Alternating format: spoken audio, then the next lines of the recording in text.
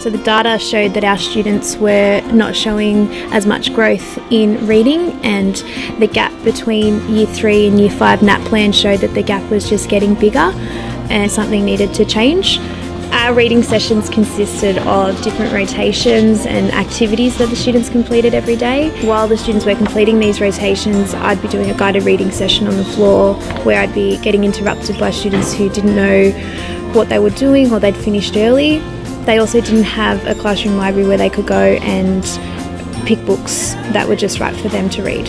I think prior we thought we were teaching reading, but I guess this new approach that we've taken has shown us that, you know, explicitly teaching the comprehension strategy of visualising, children are actually practicing that. We never really gave children the chance to practice that skill in their reading, whereas now children are actually responding to their reading and practicing whatever comprehension skill they've been taught.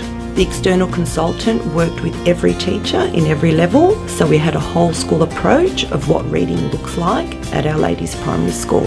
Through that, we also developed a pedagogical practice about what comprehension strategies we teach when, and the staff were involved in putting that together.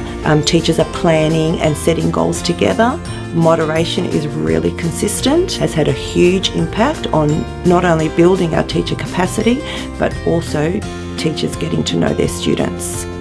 After having a PD with Dice Noble and lots of professional readings, our school changed its practice in reading and now consists of a 15-minute mini lesson where the teacher models their thinking and reads a book to the class and models the strategy for that week.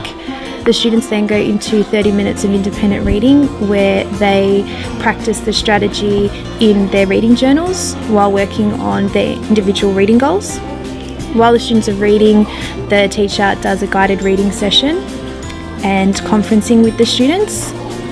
Then the last 15 minutes is a share of what they've been doing for that lesson on the floor. I have found that with a lot of my students who didn't really enjoy reading at the beginning of it now really enjoy reading, and it's really showing in their results. So for example, one child who was very hesitant to sit there and read for 30 minutes now comes in every morning and just wants to read his book for the first 10 minutes of the day. He's shown growth from July to now October, so 3 months. It's changed my professional practice and thinking because I can see the growth and improvement in my students when conferencing with them or just through informal conversations. I can see that they really love and really enjoy reading. For me, I realised that reading didn't need to be so complicated. We were thinking of so many different activities and constantly making it a lot more than it needed to be. Now that the students are reading, they're improving in their decoding and their comprehending a lot better. So I've realised that it doesn't need to be so complicated. Besides the growth in our PAT, NAT plan reading and our RCOTs and reading records, the biggest evidence for me is my students' love of reading now. They really enjoy reading, and it's the first thing they ask me in the morning is, when are we doing reading? And how much they really love reading new books and sharing the books that they've read with their friends. That's been the most powerful evidence for me that this is a good approach. For us, our research has taught us that research-based, high-impact instructional strategies is what works.